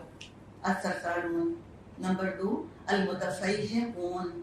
المتفیہقون متکبر، ریئل ایٹیٹیوڈ، باڈی لینگویج سے لگتا ہے کہ that is too full of themselves، خود پرست قسم کے لوگ، سیلف سینٹرڈ قسم کے لوگ. والمتشدقون. متشدقون بن بن کر بولنا، منہ ٹیڑھا کر کر کے بولنا، ایکسنٹ بنا بنا کے بولنا، فحش گفتگو کرنا، بے حیائی کی باتیں. یہ ہے آپ نے کہا کہ یہ سب سے زیادہ دور ہوں گے مجھ سے قیامت کے دن. اور نفاق کی جڑ کہ دین کی سمجھ ہی نہیں ہوتی. وَلَكِنَّ الْمُنَافِقِينَ لَا يَفْقَهُونَ، ان میں فقہ نہیں ہے. تو دعا کرنی چاہیے ہمیں، اللہم فقہنی فی الدین، اللہ تعالیٰ مجھ کو دین کی گہری سمجھ عطا فرما. اور ریاکاری دکھاوا کرتے ہیں، یراؤون الناس، بہت زیادہ دکھاوا ہوتا ہے ہر چیز میں. People pleasure, what will people سے، واٹ ول پیپل سے، لوگ کیا کہیں گے، لوگ کیا کہیں گے. لوگوں نے تعریف کر دی، خوش ہو گئے، لوگوں نے برا کہہ دیا، اداس ہو گئے. دھوکے باز، یخادعون اللہ والذین آمنوا، اللہ کو دھوکہ دینے کی کوشش کرتے ہیں لیبل سے، اور ایمان والوں کو بھی دھوکہ دیتے ہیں. اور منافق بزدل اور ڈرپوک ہوتا ہے. یحسبون کل صیحۃ علیہم، سمجھتا ہے کہ بس ہر چیز جو ہے وہ میرے ہی اوپر مشکل کا سبب بن کر آ رہی ہے. اور منافق کی ایک اور علامت، تقدیر کو نہیں مانتا اور تقدیر کے فیصلوں پہ بہت ناراض ہوتا ہے. غزوہ احد میں جب مسلمان شہید ہو گئے تھے، 70 صحابہ شہید ہوئے، اللہ نے لکھا تھا نا، اور اللہ نے کئی جگہ قرآن میں یہ بات فرمائی ہے کہ اگر تم سمجھتے ہو اپنی موت کو تم کسی کی موت کو ٹال سکتے ہو تو اپنی موت کو ٹال کے دکھا دو، وہ تو تم کو آ کر رہے گی، چاہے تم قلعہ بند ہو کر بھی بیٹھ جاؤ، اللہ نے جہاں لکھ دی ہے وہ تو آئے گی وہاں پر۔ لیکن یہ تقدیر کے فیصلوں سے بہت ناراض ہوتے ہیں۔ تو جب وہ 70 صحابہ شہید ہوئے تو منافقوں نے ایک کیمپین شروع کر دی مدینہ میں اور کہا لو اطاعونا ما قتلوا، اگر ہماری بات انہوں نے مانی ہوتی تو یہ قتل نہ ہوتے۔ تو ہم کہیں کہ واہ کتنی بے وقوفی کی بات کی انہوں نے، اور یہ سورہ آل عمران آیت 168 میں ان کا قول اللہ نے نقل کیا۔ لیکن بتائیے کہ ہم ایسی باتیں کرتے ہیں؟ ہم کہتے ہیں اگر فلاں جگہ جا کے علاج کرا لیا ہوتا تو نہ مرتے، اگر ذرا پہلے تحقیق کر لی ہوتی تو طلاق نہ ہوتی، اگر سیکیورٹی کا انتظام کر لیا ہوتا تو چوری نہ ہوتی، یہ کہتے ہیں نا۔ تو یہ اسی کیٹیگری میں آتا ہے۔ ماضی میں جو ہو گئے، تقدیر کا تعلق پہلے بھی ہم بات کر چکے ہیں، یاد رکھیں ماضی سے ہوتا ہے، جو ہو چکا اس کو قبول کر لیں، ایسا ہی لکھا تھا، ہم کچھ بھی کرتے ان دی اینڈ یہی ہونا تھا۔ جماعت سے نماز نہیں پڑھتے، یہ نفاق کی خاص علامت ہے۔ وَمَا يَتَخَلَّفُ مِنْهَا إِلَّا مُنَافِقٌ معلوم النفاق، ابن مسعود کا یہ قول ہے کہ جماعت سے پیچھے نہیں رہتا مگر صرف منافق جس کا کہ نفاق معلوم ہوتا ہے، معلوم النفاق۔ لیکن پھر آپ دیکھیں کہ پھر ہم آج فنگر پوائنٹنگ نہیں کر سکتے، لیکن کرنا کیا ہے کہ اپنے گھر کے مردوں کی حوصلہ افزائی کہ مسجد جا کے نماز پڑھ لیا کرو۔ ظاہر اور باطن میں ان کے تضاد ہوتا ہے، obviously تبھی تو منافق ہوتے ہیں۔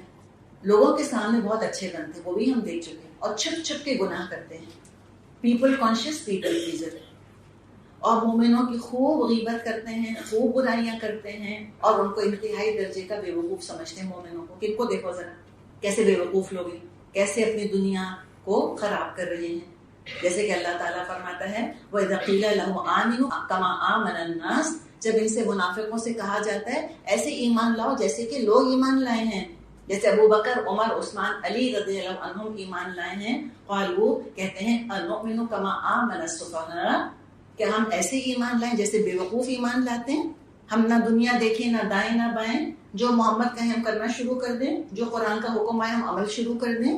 نہیں، وہ کہتے ہیں سیفٹی فرسٹ، پہلے اپنی حفاظت دیکھو، پہلے اپنی دنیا کو دیکھو، اس کو محفوظ کرو، وہ ٹھیک ہے تو پھر جو فالتو ٹائم بچا اس میں دین کا کام کر لیں گے۔ تو اب یہ تو چند علامات ہیں جو کہ ہم نے دیکھی۔ ایک اور بہت بڑی علامت ہے نفاق کی کہ اپنے فیصلے شریعت کے مطابق نہیں کروانا چاہتے، وہ چاہتے ہیں کہ کسی اور لا کے تحت اپنے فیصلے کروائیں، اور شریعت کا جو لا آف انہیریٹنس ہے یا جو لا آف ایویڈنس ہے یا جو اللہ تعالیٰ نے نکاح اور طلاق کے احکامات دیے ہیں وہ ان کو اچھے نہیں لگتے، کہتے نہیں ہم کو یہ شریعت منظوری نہیں ہے۔ اور سب سے بڑی علامت دیکھیں گناہ کی جب ہم بات کرتے ہیں تو کیا مومن گناہ کرتا ہے منافق کرتا ہے تو فرق کیا ہوا پھر گناہ گار مومن میں اور منافق میں؟ یاد رکھیے منافق کبھی استغفار نہیں کرتا، کبھی نہیں کرتا، اس لیے اس کو احساس ہی نہیں کہ میں نے گناہ کیا، کہتے میں نے کیا کہ what have I done wrong، وہ استغفار نہیں کرتا۔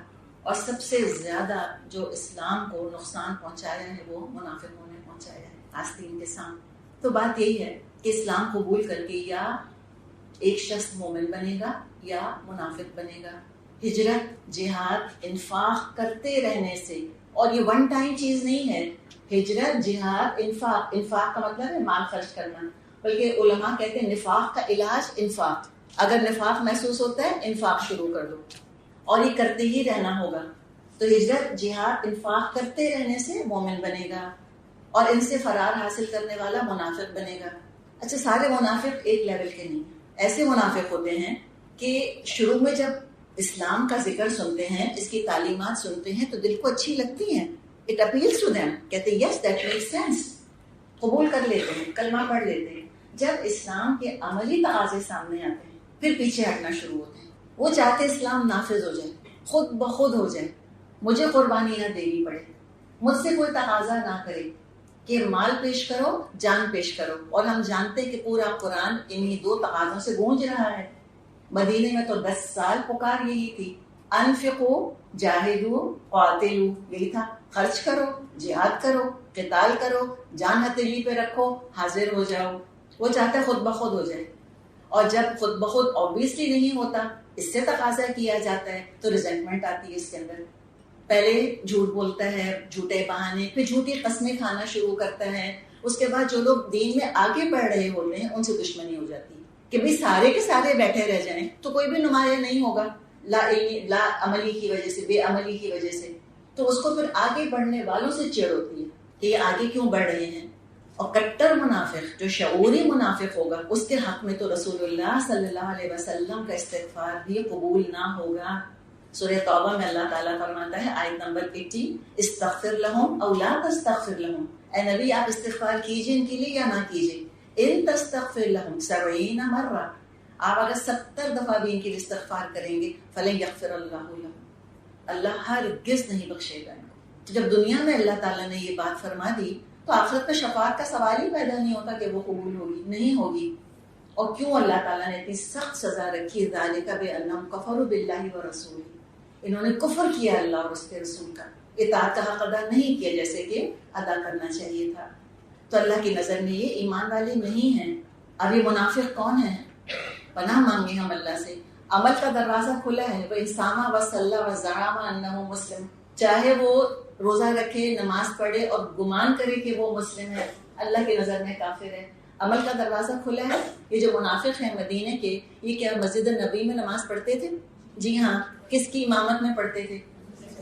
نبی اکرم صلی اللہ علیہ وسلم کی امامت میں پہلی صف میں کھڑے ہوتے تھے. عبداللہ بن ابی جمعے کے دن جب آپ صلی اللہ علیہ وسلم خطبہ دینے کے لیے تشریف لانے والے ہوتے تھے، کھڑے ہو کے اعلان کرتا تھا اے لوگو یہ اللہ کے رسول ہیں اور سے ان کی بات سننا. لیکن عمل کا دروازہ کھلا ہے، قبولیت کا بند ہے. اللہ کے قبول نہیں ہوگا کوئی بھی ان کا عمل. تو یہ تو کٹر منافق. پھر کمتر درجے کے منافق، بعض عادتیں ہیں جو نفاق کا ایک سمجھیں کہ اشارہ دے رہی ہوتی ہیں. کچھ غیر شعوری منافق ہوتے ہیں، علم نہ حاصل کرنے کی وجہ سے نفاق میں مبتلا ہو چکے ہوتے ہیں. اور بعض منافق آج بھی اور آپ صلی اللہ علیہ وسلم کے زمانے میں بھی ایسے تھے جو اپنی اصلاح چاہتے تھے. وہ چاہتے تھے ہم ٹھیک ہو جائیں، بہتر ہو جائیں. ایک شخص نے تو کھڑے ہو کے کہا تھا آپ صلی اللہ علیہ وسلم سے میں منافق ہوں، میں ایسا ہوں، میں ویسا ہوں. آپ نے دعا کی اس کے لیے، پھر وہ بڑا اچھا ہو گیا، اس کا ایمان بڑا پختہ ہو گیا. تو وہ اصلاح چاہتا ہے، اس پہ نصیحت اثر کرتی ہے. اب اس کا پروسیس کیا ہوگا؟ اس کا پروسیس بڑا سمپل ہے. وہ یہ ہے کہ اگر تو کوئی منافق ہے اور کٹر منافق ہے تو اس کے بارے میں تو اللہ تعالیٰ نے اپنا فیصلہ دے دیا. لیکن کوئی اصلاح چاہتا ہے تو اللہ نے 4 اسٹیپس بتائے. الا الذین تابوا، وہ لوگ جو توبہ کریں، واصلحوا، اور پھر اپنی اصلاح کریں. جیسے گناہوں میں کھپایا تھا اب نیکیوں میں کھپائیں اپنے آپ کو. واعتصموا باللہ، اور اللہ کی رسی کو پکڑ لیں. وَأَخْلَصُوا دِينَهُمْ لِلَّهِ، اور اپنا دین اللہ کے لیے خالص کر لیں. فَأُولَئِكَ مَعَ الْمُؤْمِنِينَ، تو مومنوں میں اللہ ان کو شامل کر لے گا. منافق سے اپ گریڈ ہو کر وہ مومن ہو جائیں گے. پھر نفاق کا جو اظہار ہوتا ہے وہ روٹین زندگی میں نہیں ہوتا. مزے کی بات کیا ہے، یوں سمجھیں جب اسلام قبول کرنا بہت مشکل ہوتا ہے تب لوگ منافق نہیں ہوتے. جو وہ تو پھر ایمان والے ہی ہوتے ہیں جو کہ اسلام کا پھر اظہار بھی کرتے ہیں. نفاق کا اظہار وہاں ہوتا ہے جب حالات بہت اچھے ہو جاتے ہیں اور کوئی بہت بڑا چیلنج، کوئی بہت بڑی قربانی نہیں دینی ہوتی اسلام قبول کرنے کے لیے، تو وہ اسلام ایکسیپٹ کر لیتے ہیں. اب اس نفاق کا اظہار کب ہوتا ہے؟ جب کوئی قربانی کی پکار آتی ہے، جب کوئی مشکل پڑتی ہے، جب اسلام کو نافذ کرنے کی جدوجہد شروع ہوتی ہے تو نفاق کھل کر سامنے آ جاتا ہے. ورنہ اگر اسلام اسٹیگننٹ ہے، اسٹیٹک ہے، کوئی موومنٹ ہلچل نہیں ہے اس کے اندر، ایک ڈیڈلی سائلنس، ڈیفننگ سائلنس ہے، تو سبھی جیسے لگتے ہیں. وہ تو جب ہلچل مچتی ہے، جب آگے پیچھے معاملہ ہوتا ہے، تب پھر نفاق کھل کر واضح سامنے آ جاتا ہے. جیسے غزوہ خندق کے موقع پر ہوا تھا. اللہ تعالیٰ فرماتا ہے ہنالک ابتلی المؤمنون، شدت سے مومن آزمائے گئے، وزلزلوا زلزالا شدیدا، اور ہلا مارے گئے. تو مومنوں کا تو ایمان اور بڑھ گیا. آزمائش کے موقع پہ ایمان کی علامت ہے.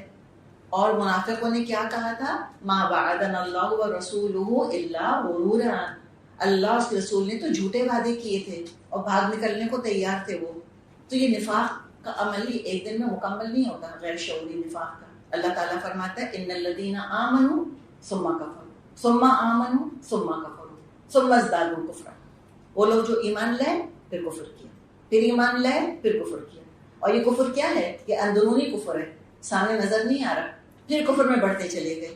لم یکن اللہ لیغفر لهم، اللہ کی تو یہ شان ہی نہیں کہ اللہ تعالیٰ ان کو معاف کرے. وَلَا لِيَهْدِيَهُمْ سَبِيلًا، نہ اللہ ان کو سیدھے راستے کی ہدایت دے گا سوائے جہنم کے راستے کی.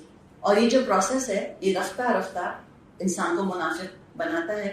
سورہ حدید میں اللہ تعالیٰ نے اس کے بارے میں فرمایا ہے کہ پل صراط پر مومنوں سے کہیں گے منافق کہ انظرونا نقتبس من نورکم، ٹھہرو ذرا، ہمیں اپنے نور سے فائدہ اٹھانے دو، ہم بھی پل صراط کراس کر لیں. اور کہیں گے الم نکن معکم، کہ دنیا میں تمہارے ساتھ نہیں تھے ہم، کہ ہم بھی مسلمان نہیں کہلاتے تھے، کہ ہم تمہارے ساتھ جمعہ اور جماعت اور جنازہ نہیں پڑھتے تھے. تو مومن جواب دیں گے بھلا ہاں تھے، لیکن مسئلہ کیا ہوا، انفاق آیا کیسے تمہارے اندر، وَلَٰكِن فَتَنْتُمْ أَنفُسَكُمْ، مگر تم نے اپنے آپ کو فتنے میں ڈالا. تمہارے مال تمہارے گھر، تپتی راہیں مجھے پکارے، دامن پکڑے چھاؤں گھیرے گی. تم سے تو گھر چھٹتا ہی نہیں تھا، تم سے تو خاندان والوں کے ناراضگی تیور برداشت ہی نہیں ہوتے تھے، تو تم نے اپنے آپ کو فتنے میں ڈالا. وَتَرَبَّصْتُمْ، اور تم انتظار کرتے رہے. اچھا دیکھیں ہوتا کیا، ویٹ اینڈ سی ایٹیٹیوڈ. جب ایک حکم سامنے آیا فوراً کیوں نہیں عمل کیا، کیوں تم نے ڈیلی ڈیلی کیا، تم نے کیوں انتظار کیا. دیکھیں جیسے ہم کہتے ہیں نا کہ justice delayed is justice denied, بالکل اسی طرح گائیڈنس ڈیلیڈ از گائیڈنس ڈینائڈ. اگر فوراً ہدایت قبول نہیں کریں گے، ہو سکتا ہے ہدایت دوبارہ دستک نہ دے. ہم بھی بڑے غیور غیرت مند ہیں، ہم کسی کے دروازے پہ جا کے نوک کریں، وہ دروازہ نہ کھولیں، ہم دوبارہ نہیں جائیں گے ان کے یہاں. ہدایت بھی بہت غیور ہے، ہو سکتا ہے دوبارہ موقع نہ آئے. تو فتربصتم، تم انتظار کرتے رہے. وارتبتم، اور تم شک میں پڑے. جب تم نے دیکھا کہ ہم نافرمانی کر رہے ہیں اور کوئی نقصان نہیں ہو رہا، تم نے کہا ٹھیک ہے دیٹ از فائن، اس کا مطلب ہے کہ میں کوئی غلط کام نہیں کر رہا. وغرتکم الامانی، اور تم کو جھوٹی آرزوؤں نے دھوکے میں ڈالا. اللہ غفور و رحیم ہے، اللہ سب کو معاف کر دے گا. کچھ بھی ہیں ہم اللہ کے نبی کی امت میں سے ہیں، بس صرف زبان پھیلا دینے سے لا الہ الا اللہ محمد رسول اللہ کہہ دینے سے بس بیڑا پار ہو جائے گا ہمارا. تو غرتکم الامانی، یہ کلمہ 3 دفعہ پڑھ لو. فلاں جگہ دروازہ ہے بہشتی دروازہ، اس سے گزر جاؤ، فلاں پیر کے دامن سے وابستہ ہو جاؤ. غرتکم الامانی، چھوٹی چھوٹی نیکیوں کو بڑا بڑا کر کے دکھائے گا، بڑے بڑے گناہوں کو چھوٹا چھوٹا کر کے دکھائے گا. حتی جاء امر اللہ، یہاں تک کہ اللہ کا فیصلہ آ گیا. وغرکم باللہ الغرور، اور اس بڑے دھوکے باز شیطان نے تم کو بڑے دھوکے میں رکھا. اب نفاق کے بھی تو پھل ہوں گے نا، جیسے ایمان کے پھل ہیں. نفاق کا پھل کیا ہے؟ خوف اور پریشانی کا شکار، تذبذب، متذبذبین بین ذلک، تذبذب کا شکار. لا الہ الا ولا الہ الا، 100% نہ کافروں کے ساتھ اپنے آپ کو آئیڈینٹیفائی کر سکتے ہیں، نہ 100% مومنوں کے ساتھ اپنے آپ کو آئیڈینٹیفائی کر سکتے ہیں. لٹکتے رہتے ہیں بیچ میں. نیگیٹو تھنکنگ، ہر وقت نیگیٹو گفتگو، اور کاش یوں نہیں ہوتا تو یہ ہوتا، یہ ہونا چاہیے وہ ہونا چاہیے. بیک سیٹ ڈرائیور تبصرے کروا لیں آپ ان سے، کیا کرنا چاہیے مولویوں کو، فلاں جماعت والوں کو کیا کرنا چاہیے، ان مولوی صاحب کو کیا کرنا چاہیے. بیک سیٹ ڈرائیورز، خود کچھ نہیں کرنا. پھر موت کے بعد کے مراحل مشکل سے مشکل تر. قیامت کے دن نہ نبی اکرم صلی اللہ علیہ وسلم کی شفاعت نصیب ہوگی اور نہ کوثر کا پانی نصیب ہوگا. اعمال میں کوئی وزن نہ ہوگا. اور جو کٹر منافق ہیں وہ جہنم کے سب سے نچلے گڑھے میں ہوں گے. اللہ تعالیٰ نے فرمایا ہے سورہ نساء آیت 140، ان اللہ جامع المنافقین والکافرین فی جہنم جمیعا، یقیناً اللہ منافقوں کافروں کو جہنم میں ایک ہی جگہ جمع کرے گا. سورہ نساء آیت 145 میں اللہ تعالیٰ فرماتا ہے ان المنافقین فی الدرک الاسفل من النار، منافق تو جہنم کے سب سے نچلے گڑھے میں ہوں گے. درک الاسفل من النار، اس لیے کہ اس سے بڑا دشمن اور دین کا کوئی نہیں ہوتا. اللہ تعالیٰ سے بہت ہم دعا کریں کہ اللہم طاہر قلبی من النفاق وعملی من الریا ولسانی من الکذب وعینی من الخیانہ فإنک تعلم خائنۃ الأعین وما تخفی الصدور. اللہ تعالیٰ میرے دل کو نفاق سے پاک کر دے، اللہ میرے عمل کو ریاکاری سے پاک کر دے، اللہ تعالیٰ میری زبان کو جھوٹ سے پاک کر دے، اللہ میری آنکھ کو خیانت سے پاک کر دے. اللہ تو آنکھوں کی خیانت بھی جانتا ہے اور جو دل چھپاتے ہیں اللہ تعالیٰ وہ بھی تو جانتا ہے. اقول قولی ھذا واستغفر اللہ لی ولکم ولسائر المسلمین والمسلمات